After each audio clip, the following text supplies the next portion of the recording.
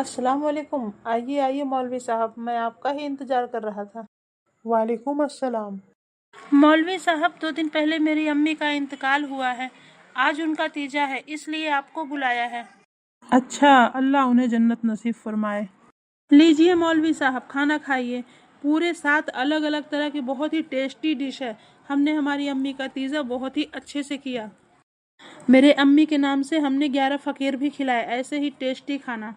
इंशाअल्लाह उनका 40वां भी हम बड़े धूमधाम से करेंगे। मौलवी साहब, ये कुछ बर्तन हैं, चांदी के हैं, आपके लिए। ये कपड़े, बर्तन, मिठाई, ये सब कुछ आपके लिए है। जनाब, आप ये सब क्यों कर रहे हैं? मौलवी साहब, हमारे यहाँ एक रिवाज है। कहा जाता है कि अगर मरने वाले के नाम पर ये सब कुछ दिया जाए तो उसकी रूह को सुकून मिलता है, और मरने वाले के नाम पर अच्छा से अच्छा खाना फकीरों को खिलाया जाए तो उस खाने का सवाब मरने वाले की रूह को मिलता है। जनाब, मैं आपसे कुछ सवाल पूछ सकता हूँ? जी मौलवी साहब, पूछिए ना, क्या पूछना चाहते हैं? आपकी अम्मी की उम्र क्या थी? अम्मी की उम्र 70 साल के ऊपर थी। आप उन्हें वक्त पर रोटियां देते थे? अम्मी अपने लिए खाना खुद बनाती थीं। अच्छा, तो आपको याद है ये सारा टेस्टी खाना आपकी अम्मी ने लास्ट टाइम कब खाया था? पता नहीं, याद नहीं है।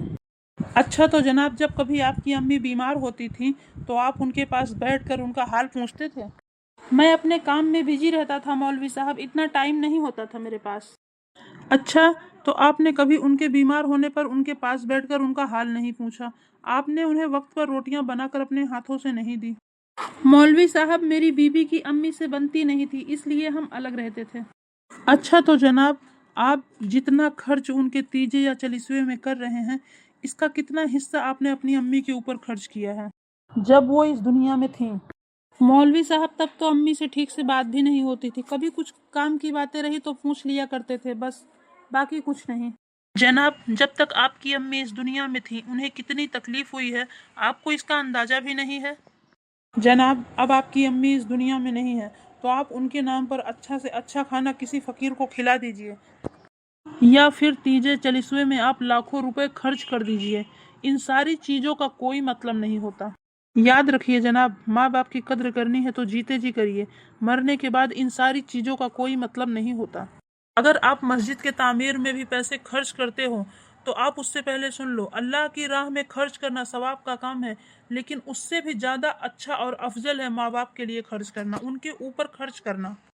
माँ बाप को बुढ़ापे में उनके औलाद की मोहब्बत और सहारे की ज़रूरत होती है, ना कि इन सारी चीज़ों की जो आज आप कर रहे हैं। आज इन सारी चीज़ों का कोई मतलब नहीं है, इससे उन्हें कोई फ़ायदा नहीं होगा।